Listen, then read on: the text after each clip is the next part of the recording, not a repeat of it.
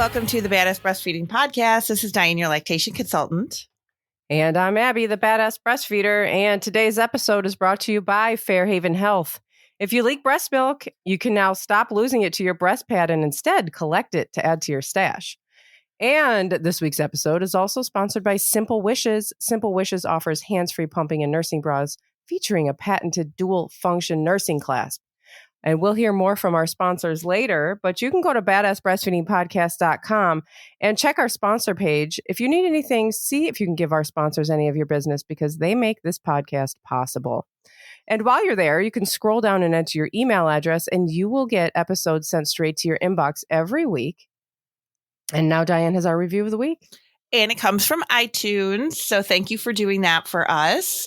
And it says, best podcast ever. Hey, mamas, I absolutely love your podcast. It's such a great insight and information. I'm a first-time mom, and I started listening to you guys while I was pregnant. And I can honestly say I would not be exclusively breastfeeding if it wasn't for you guys. So thank you for saving me. I look forward to hearing you every Monday and can't recommend you enough. Thank you for all you do. Much love. Thank you for the love. Thank you for putting it on iTunes for us. That helps us a ton. And I'm glad you found us when you were pregnant because that makes a huge difference to be informed. And yes, thank you very much. If you'd like to leave us reviews, we would love to hear them.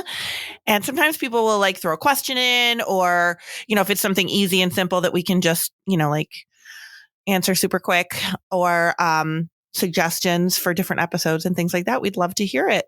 So you can put it on iTunes for us, or you can send us an email at thebadassbreastfeedingpodcast@gmail.com. And that's that. We're going to talk about feeding cues today. Feeding and hunger cues, right? Hunger cues, feeding cues. Yeah. I remember people were always like, oh, you hear people say like, oh, mom, you can tell the difference between their cries. And mothers always know the difference between their baby's cries and why they're crying. Which I always found to be like a giant pile of bullshit. I didn't know the difference. The baby was crying. I didn't know it was wrong. And I was freaking out. That's all. End of story. You know they're different cries. And I'm sorry, when people say that, I just find it so obnoxious. I knew the difference. Are you going to say that? No, yeah. I knew the difference between my baby's cries when they could talk to me. Then I know, when they were able to say I'm crying because like A, B, and C. But I could tell you what a feeding cue is not. And that is crying is not always a feeding cue. Yeah. And everybody thinks when your baby cries. Or that's the one that when you've missed 20 other ones. Right. Exactly. And when your baby cries, everybody's like, oh, they're hungry. Oh, they must be hungry. Oh, your baby's still hungry. Yeah. I remember my friend saying that to me when I was on the phone with her. I just had Jack. And he started crying and she was like, oh, he sounds hungry. I'm like, why would this MFer be hungry? And why would she know that over the phone? Born, yeah, why? You don't have kids. You don't know anything. And you're telling me he sounds hungry. This guy who eats all day, all night, was just born. He's hungry. Yeah. Mm-mm. Like he went his whole day at work without stopping to have for lunch. Give me a break. The hunger cue thing, it is seriously confusing. Like, I know we're kind of like, making a huge joke out of it right now. But when you're a first time parent, or actually, you know what? I don't even care if you have 18 kids. It can be really confusing to try to figure out these cues. It is really confusing because everything they do when they're newborn looks the same. They always have their hand at their mouth. Be like, oh, isn't that hungry? No, that's where their hand always is. Do you have ultrasound pictures of your baby with their hands at their face? That's probably going to be a comfort mechanism for them. Oh, they were hungry. They're hungry. They're hungry in there. The other thing that has been coming up quite a bit is that, that rooting reflex. And that's the reflex where like you touch your baby's cheek and they like turn, like they got a little fish hook in their mouth, right? They're just like turning. And that's called the rooting reflex. And yes, that means they're looking for the breast. However, that's all they look for. If you touch the side of their cheek, or if their blanket touches the side of their cheek, or if their car seat strap touches the side of their cheek, guess what they're going to do? They're going to turn their face towards that because that's their rooting reflex. It doesn't mean they're hungry. And people but isn't that like they'll wrap them up in a blanket and, put them out right after they're fed and they'll get all snuggled up and then the blanket's touching the side of their face and the baby's rooting because they're trying to like grasp it. People, well, aren't they hungry still? Does that mean they're still hungry? No, it doesn't. That's their rooting reflex. something's touching their face and they're just like trying to find it. Babies have all sorts of little reflexes in the beginning. They always want the boob in their mouth too. And they do. I mean, yes, they always do. They're rooting for your breast for a million reasons. Yeah. Because that's the only thing they know. It is not just about the feeding. And we've talked about that like so often. I think that's our theme, like in the last couple of months. That's all we've been talking about. Like the last couple of months, we've been talking about like how breastfeeding is not just about the milk. And your baby does it for lots and lots and lots of reasons. But the hunger, that's why I think these hunger cues get confused. And our society is always like, oh, if they're not hungry, why are they on the breast? Right. But also they're always hungry. Right. You know, your baby is always starving and always needs to be eating because they're always hungry. It really is like, it really is just, sometimes I just can't wrap my head around it. You can't win. I mean, people don't want you to win either because they want to just be able to tell you what to do and tell you that you're doing it wrong. And I feel we are just preying on these new families that are so anxiety driven about whether or not their baby is getting enough to eat. And when they take the baby off the breast or the baby falls asleep or the baby comes off the breast on their own and then does anything, they cry, they fuss, they suck on their lip, they put their hand up. Everyone's, oh, they're still hungry. They didn't get enough when they ate. They're still hungry. You must not have enough milk. They must not be getting enough milk. I don't know. The milk must be poisonous, whatever everybody's saying. I don't even know anymore. It's just so much crap. And then next thing we know, that baby's not breastfeeding anymore. Yeah, because we couldn't figure it out. Right. When there was nothing to figure out. We don't live with babies. I mean, like the first time that a lot of people, again, with the breakdown of, you know, the village setting, people are completely separated. Unless you have a baby in your immediate family, you don't see babies. Right. And so you don't know the weird ass shit they do. I mean, they're weird. And they're change so completely. They change constantly. But they do weird stuff like that rooting reflex that looks weird if you've never seen that. And like I told the story recently of when Jack found his ear. Yeah. And he just kept grabbing his ear. It was freaking me out. It looked so weird. I mean, like clearly something was wrong.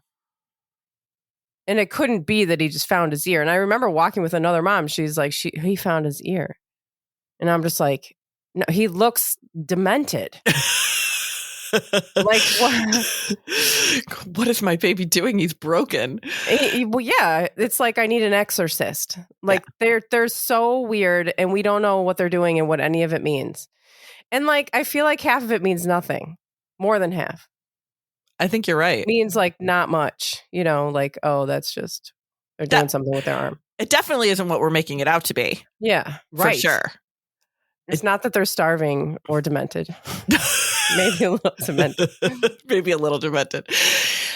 But the feeding cues, like if we really want to go by feeding cues, like if you look up feeding cues or any, like you take a breastfeeding class or you talk to anybody about feeding cues or anything like that, they're going to automatically tell you, oh, if the baby has their hands at their mouth, if the baby's crying, if the baby's, you know, and I feel like those can be feeding cues, but they can also be cues for different things too.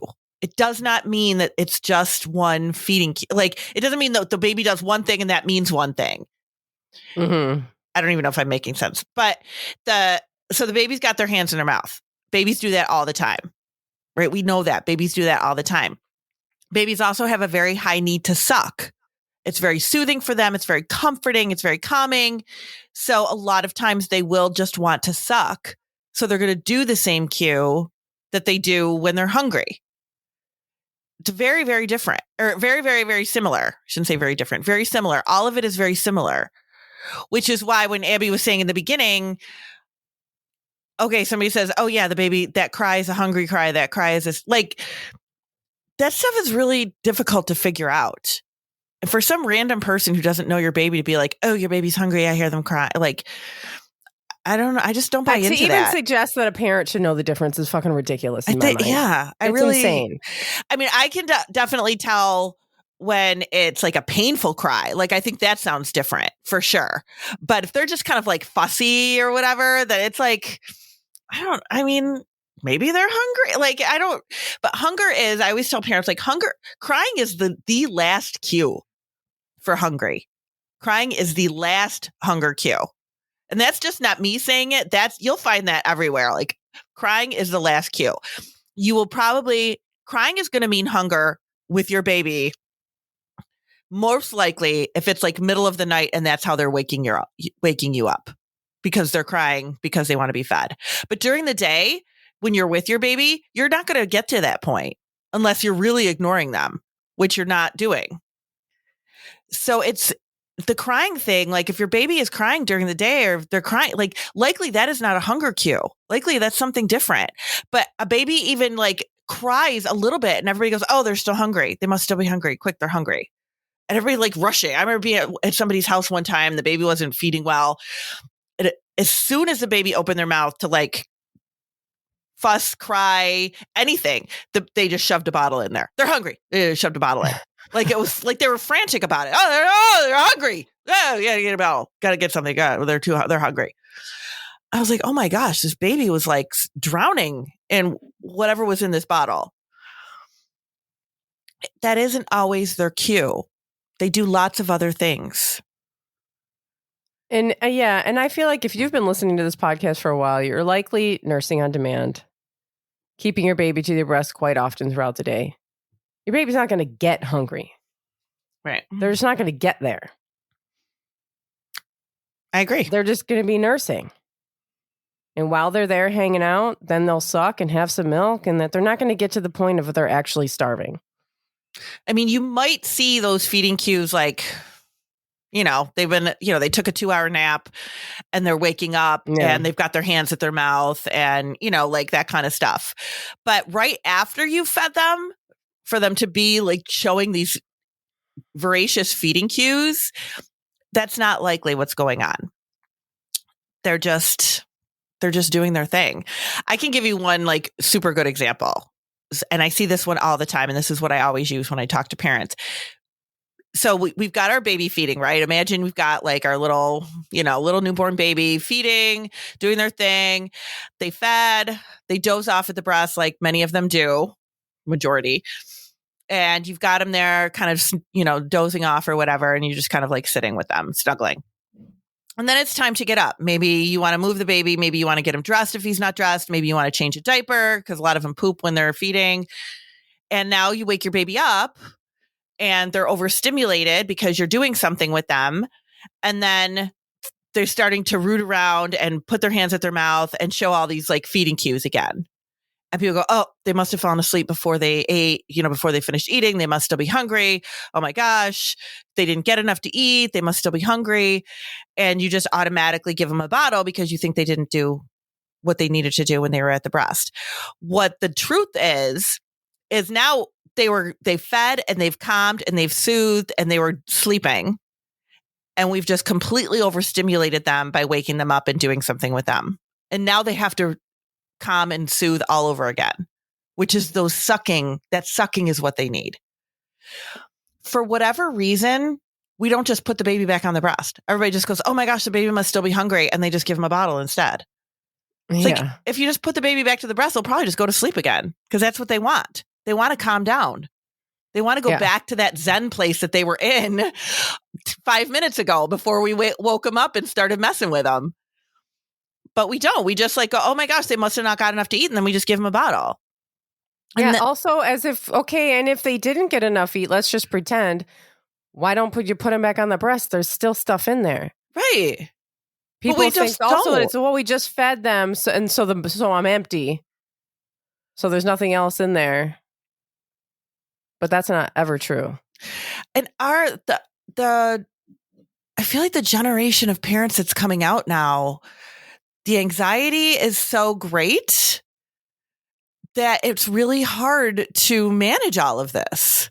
Yeah. Well, now we have a whole generation of parents who are giving birth during a pandemic. Right. Exactly. And everything is so skewed and solitary and just, and it's really even worse than before. And it was bad before. Oh God, really bad.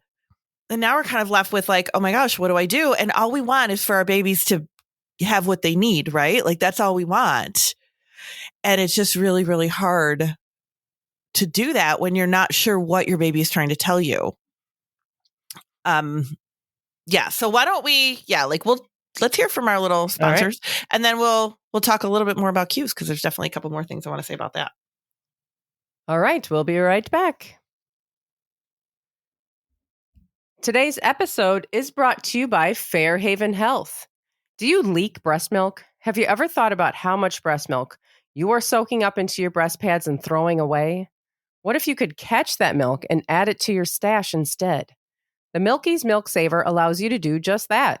Slide the Milk Saver into your bra or tank top on the non-nursing side to catch the letdown while you breastfeed. People are adding ounces upon ounces to their stash on a daily basis.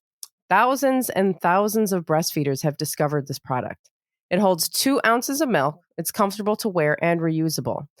You might be thinking that you don't leak very much. That is what most people say before they have actually used the Milk Saver. You will be shocked at how much milk you collect, at how much liquid gold you are throwing into the garbage. This milk can be used to beef up your stash, to make breast milk keepsakes, for baths, for breast milk popsicles, lotions, soaps, you name it. Breast milk is worth saving. Check out the Milky's Milk Saver at fairhavenhealth.com. That's FAIRHAVEN health.com, and use code BADASS for 15% off of your purchase. That's code BADASS for 15% off at Fairhaven Health. This week's episode is also sponsored by Simple Wishes. Simple Wishes offers hands-free pumping and nursing bras featuring a patented dual-function nursing clasp to easily switch between nursing and pumping, and buttery soft, light as air fabrics for 24/7 comfort. Simply undo the lower clasp and slide your pump flange into the hidden pump support liner for a hands-free pumping experience. Undo the upper clasp for easy access for breastfeeding. Simple Wishes bras are smooth with no lumps that show under your shirt. The bras are designed to fit every shape of breast so that you don't need to feel uncomfortable while you are trying to pump or enjoy a nursing session with your baby. No one wants to waste their money on cheap products that don't last. Simple Wishes has you covered for your entire journey. You can check out every style of bra at simplewishes.com and use code BADASS30 for 30% off of your purchase. That's simplewishes.com, BADASS30 for 30% off. And our sponsors for today and their promo codes can be found in our show notes under this episode at badassbreastfeedingpodcast.com. Our show notes also include further information about things we talk about in this episode. And also at badassbreastfeedingpodcast.com, you'll find our page of breastfeeding resources, all of our other episodes, over 200 by now, and information about scheduling your very own one-on-one online lactation consultation with Dianne. And if you think that people are not getting online consultations with Dianne, you're wrong, because listeners do all the time. Isn't that right, Dianne? Yeah, they do. Absolutely. It's fun. So if you're hanging back thinking like, I don't know, go for it. Because again, we're in a pandemic and it's really hard to get support. And you can get it right here. If you're listening, you already know us. You know how we are. You know how we work. Yeah. So, all right. So let's talk about the feeding cues, because I know we're just talking about like the crying thing. Yeah. So there are a couple feeding cues that I do really like to look for. And that is like if the baby's just kind of like licking their lips, you know, like they're just kind of like lick their lips, like there's something on there, like kind of smacking their lips a little bit. That's a great feeding cue. And when they're kind of like just starting to wake up and they're little, you can kind of see their eyes moving a little bit, like underneath their eyelids, and they're just starting to kind of like stir a little bit. That's a great time to grab them, because they are going to be ready to feed. Like that's going to be their feeding cue right then and there. Going to be them ready to feed at that point. I'm telling you, the crying thing, like those are great feeding cues to watch for. Hands at the mouth, I feel like everybody looks for that. I feel like that is a very confusing cue, because babies just do that regardless. Babies just put their hands at their mouth all the time. And we know that. Like logically, we know that because parents are constantly telling me, oh my gosh, I'm trying to feed my baby. Their hands are up. Their hands are everywhere. They're always getting their hands out. I try to swallow them. Their hands come up. Like we know that babies are always like that with their hands. But yet when they put their hands at their mouth after a feeding, everybody goes, oh my God, they're still hungry. It's like logically, we know, like logic just goes out the window, right? Like when it comes to feeding our babies, like what we know to be logically correct just doesn't seem to make sense to us when we're breastfeeding for some reason. No, when you become a new parent. Yeah. When you become a new parent, you are just operating on like insanity. I was anyway. If somebody is different, then hallelujah to you.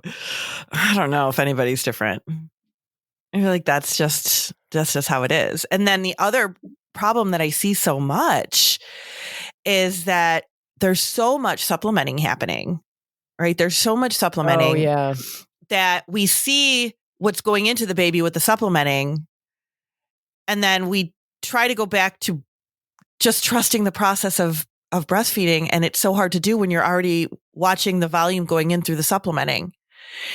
And then we really get our cues screwed up.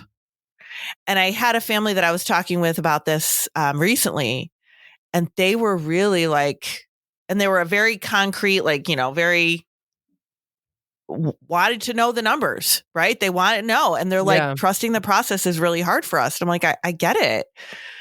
I wish I knew how to make that better, because it is hard to trust a process in a society that wants to measure everything and that constantly feels like this doesn't work.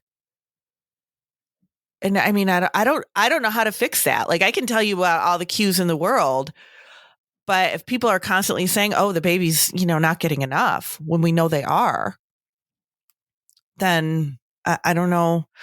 I mean, and this baby that I saw with this family, I mean, he did great. He did great at the breast.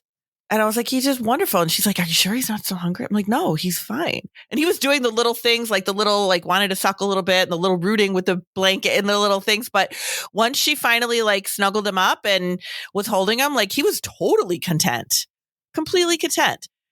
But sometimes parents are like, oh my God, but he still made a noise. That must mean he's still hungry. Like we expect them to eat and then just go to sleep. And yes, sometimes they do that, but sometimes they don't do that. And then they're still awake. That doesn't mean they're still hungry. Yeah, I feel like if you just, when in doubt, whip it out, as they say. Like if you're not sure, you're not ever going to be harming them by nursing them. There might be, if you still think they're hungry and you're supplementing, you can overfeed them with a bottle. You can see our overfeeding episode for that. Mm-hmm. But with at the breast, just put them back on. It doesn't matter. Whatever they're doing, it doesn't matter. Just put them on. Because there's like 99 problems. And, breastfeeding solves all of them. So it's not going to, if you're like, oh, I don't know. They were talking about the hand in the mouth. I don't know. Maybe that's a feeding. Just put them on, whatever. And you'll know, like, if you can't nurse them too much. No, you can't. And I always tell people, like, you'll know, like, if you just put them back on and they eat, then that's what they wanted. If you put him back on, he sucks a couple times and dozes off, then that's what he wanted. Yeah. But then we get into that, but isn't that a bad habit? Isn't that a bad habit? No. We know it's totally bullshit. Like, we know it is, but then people hear that from, you can't let them just fall asleep there. You're on there again? Oh, yeah. Don't let them fall asleep there. Like, they must not be getting enough if they're, on all the time. Yeah. And sleeping at the breast. I mean, like we did the whole breast sleeping episode. We did falling asleep at the breast. We have all these episodes. And, James McKenney even said we shouldn't even be calling it breastfeeding. We should be calling it breast sleeping. Mm-hmm. Because that's what they're doing. But a lot of it comes down to our society is completely disregarding. I don't know if it's just unaware, if it's ignorance, if it's complete disregard of why babies, all the reasons why babies breastfeed that do not have to do with actual feeding. And that's where we kind of like get into, like, I had a family not too long ago that said to me, well, I mean, pumping and just giving the milk might be a better option because then we know what's actually getting into the baby. And that's one of the reasons why people do go to, I mean, there's many reasons why people exclusively pump, and those people are amazing. I will say that right off the top because that is such a hard thing to do. But one of the reasons why we see people doing that is because hunger cues are confusing. We don't know what the baby's getting. This way I can just be in complete control of it. But we're taking away, when we do that, yes, the baby's getting the milk, but we're taking so much away from the actual process of feeding and being at the breast. And there's so much value there. It doesn't matter. Like, it just does not matter if they're still hungry or not and they want to go to the breast. You can just put them there. It's okay. You're not hurting anything. Sometimes too, after a baby eats, they need a few minutes to soothe. Like, that's another thing. Like, did you change it? Like I was saying earlier, like if you should change the diaper or you're trying to move them, or maybe you want to put them in a carrier, like something so that you can get up and move around. That's fine. Like, you just might need a couple of minutes to soothe them. That's all. They might just need to be walked a little bit or snuggled a little bit or whatever until they just kind of calm down and soothe. They're making that transition from doing one thing to doing another thing. I mean, we just kind of expect that babies are just going to roll with it, and they don't always do that. They're just babies. I mean, we're expecting a lot out of these little creatures. Yeah. I mean, yeah, we do expect a lot, and they only want one thing. They just want to be soothed, which usually happens at the breast. Right. And they don't know all the things that you know. They don't know, like, oh, this is my hungry cry. This is my fussy cry. This is my wet diaper cry. This is my, like, they don't know all that. And I really don't, I'm really against people needing to get a PhD in their baby's cries in order to be a parent. Yeah. Like, it's ridiculous. I didn't have time to try to figure that out. Like, when they were crying, I wasn't like, oh, like, let me try to figure out why I mean, obviously I wanted to figure out why they're crying, but I wasn't like, oh, this cry means this cry means this. Like, exactly. I didn't have time to figure that out. Try a few things. You're like, oh, try, wait, let me check their diaper. Is your diaper wet? Let's change that because that probably doesn't help. And then we'll do this and that. You're not like sitting there letting them cry and studying the cry. Yeah. I mean, I feel like it comes from other people, right? Like, somebody hears your baby cry and they say, oh, your baby, that's their hunger cry. Your baby's hungry. Yeah. It's like, shut up. Whatever they're doing. It's like, oh, they're probably hungry. Yeah. Whatever weird ass thing they're doing. And it's like, babies don't even know half the time what they want. That's the other thing is that they just got here. Like, I think we also don't understand how overwhelming and overstimulating this world is coming from a womb. It's too bright, it's too cold, it's too loud. There's something touching me in a weird way. There's someone I don't know. My mom seems nervous, like I got a fart. I don't know how. There's all these things that go on with them that they don't know. And it's super overstimulating. So this is why they're so fussy. They're not fussy because they're constantly hungry. Mm-mm. They're fussy because this is an uncomfortable place to be. Look at all of everybody. Look at us. We don't have a whole country on like antidepressants because we're all cool here. Like, this is an overstimulating place. It's very overstimulating. So, it is. Oh my God. Yeah. Your baby's just like, oh my God, just put me at the breast, put me to your chest and let's go. The other thing that we forget too, the baby was literally attached to you. Literally. Yeah. Attached to you for 9 months. Literally attached to you. And then they're born and people are like, why does a baby not want me to put them down? Why does a baby not want to go to somebody else? And it's like and partners and grandparents and all those people get so offended too. And they're like, oh my God, the baby doesn't want to, I can't hold the baby. The baby only wants to be with mom. I just want to give mom a break. The partners blah, blah, blah. Too. Partners have such partners even are like, oh my God, this baby doesn't like me. They only like the parent, the breastfeeding parent. Yeah. And that's just not, your baby doesn't have the ability to like or not like people. They just know who they're safe with. All they know, that's where the breast is. That's all they know. Mm-hmm. And I never know what to say to people when they say things to me like, "Oh, I'm just a big boob to this baby." Like they don't care about anything else. Blah, blah, blah. Like we and even we almost about get, my like interests. offend- You didn't even ask me how my day was. But this is how babies, like, this is how they function. This is just how they function. And it's not forever. But the more they do it, you do it with them now, the more secure they are later. This is just what babies need. This is what they need to be comforted and soothed and to make their transition into the world, which, by the way, doesn't happen overnight. And I know we kind of think like, oh, look, they're born, they're here, they should be comfortable with that. And they're really not. They're like, where the hell am I? Yeah. And why am I? And actually, the more that you are just a big boob to them, the more that you are this is just a one-way relationship right now. The more that you're putting into it, the more that you're meeting their needs, the more that you will see it come back someday. It will. It will. They will be like, oh, here's the relationship, and they'll do what they see you do. I mean, the first day I walked up from recording a podcast and Jack said, "How was your podcast?" Aw. And I was like, huh? How cute. I know. And I just think that comes from a family that's paying attention to each other. Right. He didn't ask me that when he was a baby. Hey, Mom, how's that blog going? What'd you say about me today? I know, right? So funny. But, we are like very attentive to each other. And he just is, that's just who he is. That's just what he's growing up in now. Mm-hmm. And you see them do what you do. Yeah. The return on investment takes a very long time. It does. But it's, you see it. You do see it. Ways along the way, too. Oh, yeah. You absolutely do see it. So, the moral of the story here is, yes, feeding cues, hunger cues, all of those things can be really confusing. It can feel really confusing when you have a baby and you're trying to figure out, like, are they hungry? Are they not hungry? It's okay to put them to the breast. We promise. Like nothing is going to go wrong with that.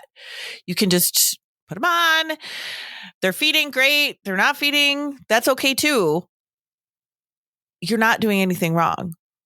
And nothing's wrong with them that's like an emergency. Right. If they're just fussing, if they're just fussing and they're like being their fussy selves, I think that's at least with me as like a longtime anxiety sufferer, I still think everything is an emergency. Mm-hmm. And so you have this emergency brain and it's like, oh my God, my baby's fussy. There's an emergency. And like, that's not what's happening. No. You can't figure it out right now. You tried a few things, try their diaper, try turning the lights down, try going to another room, try, they're fussy. Yeah. Yeah. And the newer born they are, the more you're going to have that, right? We get a little bit more comfortable with it as they get a little bit bigger, but those newborn days can be really overwhelming when you're trying to figure out these cues, and those outside societal pressures can be pretty overwhelming when you're trying to put it all together. So we get it. We see it. Yeah. And like, I'm just, my whole thing is just, if you're just nursing just as a reflex, you'll avoid a lot of it. Mm-hmm. Because some people try to avoid the nursing. Well, you just ate. That can't possibly be the thing. It doesn't matter. Just put them back on. Yeah. Because again, there's like 15 reasons why they might want to nurse. And it doesn't matter which one. It doesn't matter. You don't have to figure it out. Just put them on. Totally okay. And that's it. Thanks for listening. Thank you. Bye. Bye.